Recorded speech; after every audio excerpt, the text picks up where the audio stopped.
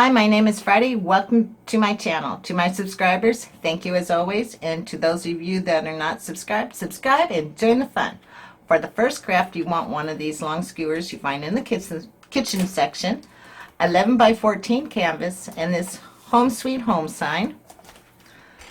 Actually, it's a placemat. Twine, antique wax, white chalk paint, nautical chalk paint, some tacky glue, and some beads. I'm actually using 24 beads. And I am painting 6 beads with the nautical, 8 with the white, and then I'm going to stain 4 beads with antique wax, and I'm leaving 6 natural. The first step you want to do is trim this stick down to about that much, just so it overhangs a tad bit so we can tie our jute on there, and stain it with antique wax. The next step, you want to take your tacky glue, and I am gluing on the back of the canvas. I'm going to glue this to the back side of my placemat, and the reason being is not only will I have my sign, I have a whole new canvas on the back, so I can reverse it and put something probably for autumn on this side. So I am going to put tacky glue all the way around the edges, and then I am going to flip it over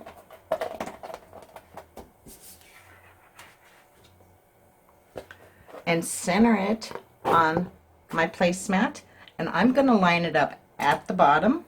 And I'm going to let all of this dry. I'm going to weigh it down and let it dry, but I got time. Now, to get the look of my nautical blue, it doesn't quite look like the blue of my placemat. So what I did after I painted it is I put some antique wax, and that's what gave it the color. Not sure if you can see the difference, but I want this blue to match my placemat. Okay, you guys probably did see me throw my stick on. Don't throw your stick on yet. I need to trim these edges down because I had it glued on here, and I know that would have been tough to get off. Could have done it, but just trying to make my job easier. So I'm going to just trim these edges off. I am not going to trim this off. I'm going to glue my stick on, and then I'll trim any excess. So just line it up. Try not to cut into this mat because we want that little white border frame. So just trim the edge completely off on both sides. Okay, now I did not trim the upper top here because I messed up on one of these edges. So, and I think you might be able to see it, but I'll just take my paint and try to fix it. But the next step is just to tie your strings to the ends and hang it up, and that project will be done. And there is the finished project. I absolutely love this. I think the beads really set it off. And I like the fact that I can reverse it and I have a blank canvas to do my fall decor on. And I like how there's a white border around it. On to the next craft. Okay, I got part of this done. I still need to dot my I's. I didn't think I'd get most of this done to show you, but this is the other side of it. And I'm loving it. This thing at Kirkland's is like 64. I forgot what Michael's wants for theirs, but I just saved a ton of money. Okay, now we're on to the next craft. For this next craft, we want one of these wood boxes, some spackling, chalk paint in white, some wood glue, I'm using Gorilla, and these rub-on transfers. The first thing we want to do is flip this around, and we're going to put wood glue on this side. Oops, let me open it. I don't want this box to move. And put it in here. Try to center it the best you can. Let it dry, and when it dries, fill the little cracks up with spackling. I want this smooth.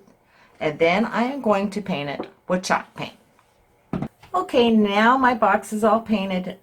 My paint did crack where I put that spackling on, but that's fine. I'll figure something out. So now it's time to decorate. If you have a Cricut, I highly suggest using a Cricut. If not, grab these sayings, paint pen. I love this glass paint pen, Sharpie, whatever. So now I'm just going to put some words, some sayings, and decorate every side. I'm going to start with my home.